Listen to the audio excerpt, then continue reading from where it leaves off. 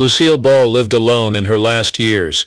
This is why no one came. America's comedy queen, the woman who made everyone laugh for decades, lived her last years in shocking solitude. As her famous life came to an end, Lucille Ball, the fiery redhead who changed television and was the first woman to run a major Hollywood company, felt more and more alone. The star, who used to have 40 million fans every Monday night, lived in a beautiful home in Beverly Hills. It was full of memories and accomplishments, but sadly not many people came to see her. Where did the beloved figure go, whose face had been seen in American living rooms for generations? How could someone who made other people so happy end up having so few connections at the end? Lucy Ricardo, who was always happy and crazy, never let the world see the sad truth about Lucille Ball's last years. You will be shocked by the reasons why friends and even family rarely visited the aged star. They will make you question everything you thought you knew about one of Hollywood's biggest stars. It was impossible to describe how different Lucy's public image and Lucille's private life were. Lucy Ricardo was always involved in a web of friendships and schemes with family, neighbors and friends, but by the 1980s, Lucille Ball's real-life social group had shrunk a lot. More and more time was spent alone in her Roxbury Drive home by the woman who used to be the life of every party. The reasons why will break your heart. Lucille Ball was born in 1911, during the Taft administration. She lived through 2 world wars, the Great Depression, and all the changes that happened in television, from its early days to the cable age. Most of her Hollywood peers from the Golden Age were already dead by the time the 1980s came around. The people who had grown up with her were getting older, and new stars were getting more attention. But that wasn't the only reason why this famous comedian felt more and more alone as she got older. Background on your early life and work. Before we can fully understand how lonely Lucille Ball felt in her last years, we need to go back to the beginning. Lucy Desiree Ball was born in Jamestown, New York on August 6, 1911. Her parents were Henry Dora Ball and Desiree Dide Evelyn Ball. Her early life was nothing like the glamorous life she would later have in Hollywood. In fact, she had a hard and unstable childhood that would affect her attitude and relationships for many years to come. The first big bad thing that happened to Lucille was when she was only 3 years old. Henry Ball, her father and a telephone worker, got typhoid fever and died in February 1915. He was only 27 years old. After this terrible loss, her mother was left to care for Lucille and Fred, her younger brother. The sudden death of Lucille's father left a hole in her life that she would spend decades trying to fill through her work and relationships. After Henry died, Didi got a job in a factory to support her kids, but she soon had to make a tough choice because she needed the money. Fred and Floribel Hunt, Lucille and Fred's maternal grandparents, raised them in the small village of Celeron, which is a summer vacation town on Lake Chautauqua. Even though this plan was useful, it set up a pattern of emotional displacement that would follow Lucille for the rest of her life. The grandparents who raised her were strict Methodists, which made the home a strict and somewhat austere place to live. Fred Hunt was known for being strict and having high standards. As a child, Lucille learned the importance of hard work and discipline in this home. She also developed an emotional guardiness that would show up in many of her adult relationships. When Lucille was about 10 years old, her mother got married again, which caused her a lot of trouble. To make things even worse for young Lucille, Didi's new husband, Edward Peterson, didn't want kids in the house. While her mother and stepfather started a new life together, Lucille stayed with her grandparents. This made her feel even more alone and reinforced the idea that love and safety were temporary and not always there. What psychologists might now call attachment issues were caused by these early events. Throughout her life, Lucille had trouble trusting and being open, and she would often mentally distance herself from even the people closest to her. This pattern, which she picked up as a child, would eventually make her feel alone in her later years. After going through these hard times, Lucille became very independent and determined. She talked her mother into letting her go to the John Murray Anderson School of Dramatic Arts in New York City when she was only 15. This was the start of her journey toward a job in entertainment, though it wasn't a very good one. Teachers at her school told her she wasn't talented, and suggested she try something else. One teacher is said to have told her to try a different job. But Lucille Ball wasn't one to give up when she was turned down. She learned early on to be tough when she was criticized. This trait would help her throughout her work, but it also set her on a path of pushing forward no matter what, which would hurt her personal relationships and make her more alone later on. After a bad experience at acting school, Lucille worked as a model under the name Diane Belmont, which she got from the New York Belmont racetrack. She did well in this area, and became a Chesterfield cigarette girl in the end. During this time, she started to change from a girl from a small town to a famous actress. Lucille's big break came in 1933, when she was cast as a Goldwyn girl in the Eddie Cantor movie Roman Scandals. Because of this chance, she went to Hollywood, and started building her career by playing small parts in many movies in the 1930s.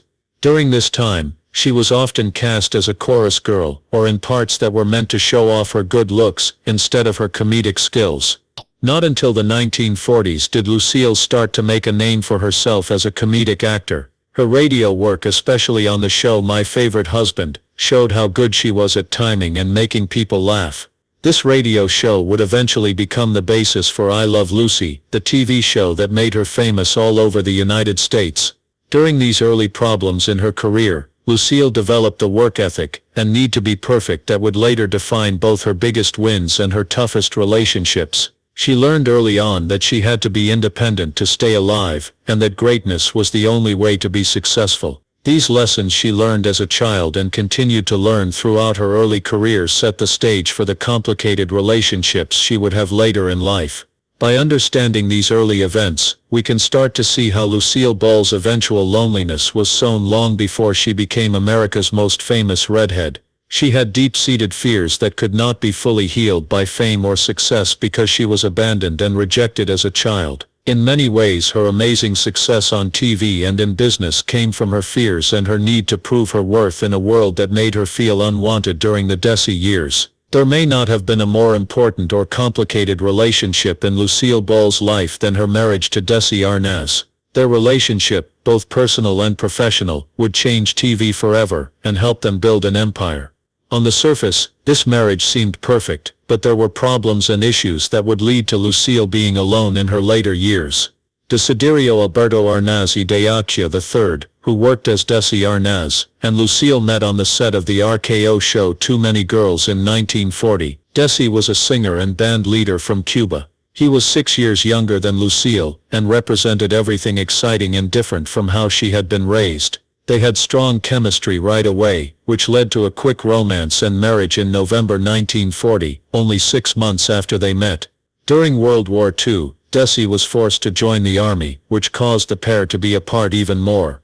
Even though he never served overseas, and instead helped entertain troops in the United States, this was another long time apart. When Lucille and Desi got back together after the war, they were both determined to find a way to work together, both because they wanted to be creative together, and because they wanted to save their marriage by spending less time apart. Because of this determination, the groundbreaking comedy I Love Lucy was made. It premiered in 1951, and quickly became the most popular show on TV. In many ways, the program was new. It was the first one to be filmed with 3 cameras in front of a live studio crowd. The first TV show to show a couple of different races living together, and one of the first to show a pregnant woman. When Lucille's real-life pregnancy was incorporated into the show, behind the scenes though, the marriage was still having a hard time. Lucille found it harder and harder to ignore Desi's cheating, especially as his fame grew along with hers. Their relationship became even more complicated because of his drinking, which often made things worse between them. Even though they were having personal problems, their work relationship was successful. In 1950, they started Desilu Productions together, with the main goal of making I Love Lucy. Desilu became one of the most popular TV production companies of the time under their direction. They went on to make hit shows like Star Trek, Mission Impossible, and The Untouchables. By the end of the 1950s, the stress was too much. Lucille filed for divorce on March 3, 1960, after 20 years of marriage. She said that her marriage had been a nightmare, and nothing like what they saw on TV. Despite ending their relationship, Lucille and Desi stayed close for the sake of their children, Lucy and Desi Jr., and worked together in business. This made their breakup even more complicated. Hollywood was shocked when Lucille bought out Desi's shares in Desilu Productions in 1962. She was the first woman to run a major TV company. This change made her more than just a funny actress, it also made her a smart businessman and a powerful figure in Hollywood. The end of Lucille's marriage to Desi set trends that would affect her later relationships and in the end make her lonely in her last years. The experience made her even less trusting and open, which made it harder for her to connect deeply with other people. It also set her on a path of putting her emotional energy into work instead of relationships, a trend that would get stronger as she got older. Also, both their marriage and divorce were very public, so Lucille had to deal with this very private loss in the public eye. Having to keep up a public face while going through private pain taught her to separate her feelings, in ways that would later make it hard for her to connect with others in a real way. Lucy Ricardo was a woman who could show a lot of different moods, but in real life she was becoming more private about how she really felt. By learning about how complicated the Desi years were, we can see how Lucille Ball formed the mental patterns that would eventually cause her to be alone in old age. She had both professional success and personal heartbreak, which left her with a complicated legacy that she would take into her next relationships and her last years. The years after Desi were really fun. After her painful split from DZ Arnaz, Lucille was at a turning point in her personal and business life. At 50 years old, she was making her way as the head of a major Hollywood company, and a single woman. During this time of change, she met comic Gary Morton, who would become her second husband, and stay with her until she died. On November 19, 1961, Lucille married Gary Morton. This was only a year and a half after she got divorced from Desi. Desi was very moody, but Morton, a stage comedian 13 years Lucille's junior, was very different. In contrast to her first marriage, which was full of emotion and drama, her relationship with Gary was stable and friendly. People who knew Lucille at this time noticed that her second marriage was different. Even though they didn't have the same strong chemistry as they did with Desi, they also didn't break up or betray each other. After the rough end of her first marriage, Lucille really needed someone she could depend on and feel safe with. Gary gave her that.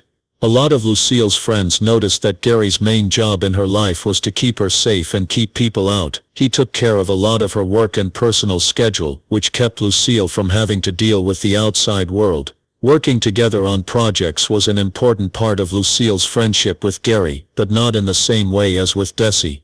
After that, Gary became an executive director on her TV shows, The Lucy Show from 1962 to 1968, and Here's Lucy, from 1968 to 1974. Even though these shows were popular, and showed off Lucille's long-lasting funny skills, they never became as famous as I Love Lucy.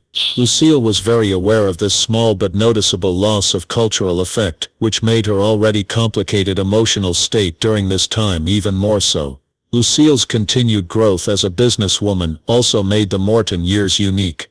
In 1962, she bought Desi's shares in Desi Alu Productions and became one of the most powerful people in Hollywood. Desi took a lot of risks when she was in charge. For example, she gave the go-ahead for new shows like Star Trek and Mission Impossible, which network executives were skeptical about at first but later became huge hits. Lucille made another important business choice in 1967 when she gave Desi Alu Productions to Gulf Plus Western for $17 million, which is more than $130 million today. This sale ended her groundbreaking work as a female studio head, but it left her with enough money to live comfortably in her later years. During this time, Lucille kept up her famous work ethic and kept performing well into her 60s. But the world of entertainment was shifting quickly around her. In the 1970s, there were new kinds of humor and ways of thinking that were becoming more and more different from the style that made Lucille famous. This changing cultural setting made her feel more and more disconnected from the business she had helped create. After the end of Here's Lucy in 1974, in the middle of the 1970s, Lucille started to do less regular work on TV. Less structure in her daily life and artistic outlets left her with a void that was hard to fill, which made her feel even more alone in her last years. The sad truth about why Lucille Ball didn't have many friends in her last years is complicated. Her famously high standards and need to be perfect helped make I Love Lucy a huge hit, but as she got older, they became more rigid and hard to meet. What's really shocking is how Lucille's famous work ethic, which had helped her achieve unimaginable success, ended up making her feel alone. She had strict routines and standards of herself and others, even when she was in her 70s. While the next generation of entertainers took a more laid-back attitude to both work and socializing, Lucille stayed old-fashioned in how she behaved and how professional she was. Because she was from a different age, she was falling further behind on new social norms. Her need to be perfect even showed in the way she looked. Lucille was very aware of how old she was in a field that praised youth, especially for women. Friends said she felt bad about how she looked more and more, and she would often turn down visitors when she thought she didn't look her best. The woman who used to do slapstick comedy without fear and let people see her in the worst situations for a laugh was now painfully aware of how her face and body were changing as she aged. Health problems were another big reason why Lucille felt more and more alone. She kept many of her health problems a secret, but she did have a number of illnesses in her later years. She had a heart attack in her Beverly Hills home on April 18, 1989, and her artery burst. When she started to feel terrible pain, her second husband, Gary Morton, rushed her to the hospital. In the years before she died, the woman who was known for her physical comedy and seemingly endless energy had a harder time moving around. Lucille went through the most sad thing that many famous older entertainers do. She saw the world go on without her. A lot had changed in the world of TV. Since the days of I Love Lucy, it had become funny in new ways, with new stars and ways of thinking. Lucille was still looked up to as a pioneer, but the focus of the business had moved on to other things. Fewer phone calls and invitations came in, and many of my old co-workers were getting old or had already died. I was the old star in a business that was all about young people. In the entertainment business, stars are often turned into tales, which is something that the business is known for. To what the business world often reduces legends to an admired but less important icon. Lucille made a living doing physical comedy, which took a lot of energy and perfect timing. In her roles as Lucy Ricardo, she often did slapstick acts that were hard on her body. Even though these kinds of shows got harder for her as she got older, people still expected the same level of physical comedy from her. This made an impossible standard for her, which made her nervous about acting in public in her later years. Lucy noticed that the way male and female aged stars were treated was very different, and she didn't think it was funny. People of the same generation as Bob Hope, George Burns, and Johnny Carson continued to work regularly and be important in popular culture well into their later years. In the same era, female stars often found that their chances of getting work decreased as they got older. Because this person had broken so many barriers for women in the business, it was a bitter pill to swallow. This was sadly shown by Lucille's last attempt to make a comeback on TV. She was the lead in the ABC show Life with Lucy in 1986, when she was 75 years old. People were looking forward to the show because it would bring back America's favorite redhead to weekly TV. The show, on the other hand, got bad reviews and was dropped after only 8 episodes because it didn't do well with viewers. Lucille was crushed by this rejection. She had decades of success and new ideas on TV, but she had to face the hard truth that people weren't connecting with her work as much as they used to. The cancellation made her feel even worse about how the business, and maybe even the public, had moved on without her. Friends say she took this failure very personally, and saw it as a rejection not only of the show but also of everything she had ever done for fun. Lucille was also unhappy with how she looked, which made her work disappointment even worse. Throughout her career, she was known for her unique looks, including her fiery red hair, expressive face, and strong body. As she got older, and her looks changed, she felt worse about herself. Friends said she often canceled plans if she didn't think she looked her best. This happened more and more often as she got older. This self-consciousness was made worse by seeing repeats of her younger self all the time. I Love Lucy kept airing around the world, bringing new audiences to her work. However, it meant that the young lively Lucy Ricardo was always being compared to the older Lucille Ball. This was painful for her because it made her think of a rival from her past that she could never quite match up to in her later years. These insecurities were made worse by the media's constant focus on how women in showbiz look. Lucille had never been known for being aesthetically pleasing. Her comic skills were always what made her stand out. It became more important for her to look young as she got older. This pressure made her not want to be seen in public, which made her feel even more alone. Around the year 1988, Lucille was also having serious health problems that were affecting both her looks and her energy. Because of these health problems, and her fear of being seen as less important, she turned down more and more social requests and public appearances. She slowly shrunk her social circle from a large group of people she used to hang out with to a small group of close family and friends. What's so sad about this part of Lucille's later years is that she was going through something that many women in show business still go through today. It hurts to go from being seen as a useful and important artist to being relegated to legend status while still alive and making music. For someone whose identity had been so closely tied to her work for decades, this change caused a psychological crisis that made her feel even more alone. In her last years, Lucille was stuck in a terrible paradox caused by Hollywood's love of young people. Even though she was loved and admired by more people than ever before and her work was being shown to new generations through reruns, she was also feeling like she had to leave her job because of her age and how she looked. Being both famous and forgotten at the same time caused Lucille Ball a lot of emotional pain that few people outside of her inner group fully understood. But there's another side to her loneliness that not many people know about. She had trouble getting along with her two grown children, Lucy Arnaz and Desi Arnaz Jr., now that they have their own jobs and families. Their relationships with their mother were not always smooth, even though they loved her. When their parents got divorced and their marriage had problems, both kids grew up in the public eye. As an actress and singer, Lucy Arnaz has had a long and successful career in show business. Her brother, Desi Jr., had his own ups and downs in the press. They sometimes found it emotionally draining to stay close to Lucille as adults with their own families because of her strong personality and high standards. Really shocking is that Lucille's need to be in charge, which worked well for her as the head of a company and the star of her own shows, made her relationships with other people difficult. She had strong opinions about everything, from choosing a job to raising a child, and she wasn't afraid to tell her adult children what she thought. Because of this, regular trips were harder to plan than they might have been otherwise.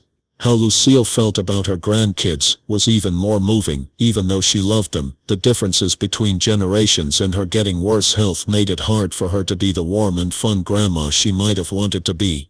This woman had made millions of kids laugh on TV, but she had trouble connecting with her own grandkids at times. Lucille Ball's ties with her two children, Lucy Arnaz and Desi Arnaz Jr., show another complicated aspect of how alone she felt in her later years. Lucy and Desi Jr. were born in 1951 and 1953 respectively, and grew up in the full-on fame that came with their parents. There were many things that made their lives special. They were the kids of America's most famous TV pair, and some of their early years were shown on I Love Lucy, which made it hard to tell the difference between their real lives and the characters their parents played on TV. Lucy and Desi Jr. knew from a very young age that they had to share their parents with millions of fans who loved them. This made things complicated because how people saw their family in public often didn't match up with how they really felt.